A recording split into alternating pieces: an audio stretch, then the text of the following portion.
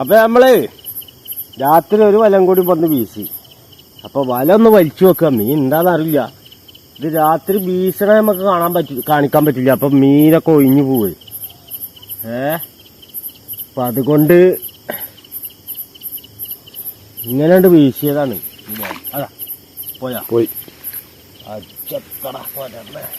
പോയാ പുറത്തേക്ക് അല്ല പോയിട്ടില്ല. പോയിട്ടില്ല. ഉണ്ട് ഞാൻ കണ്ട് പോയില്ലല്ലോ.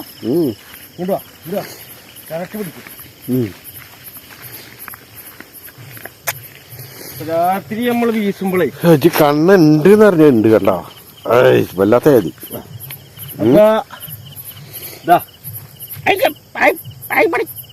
അപ്പൊ ഒരു കണ്ണ കിട്ടിയിട്ടുണ്ട്.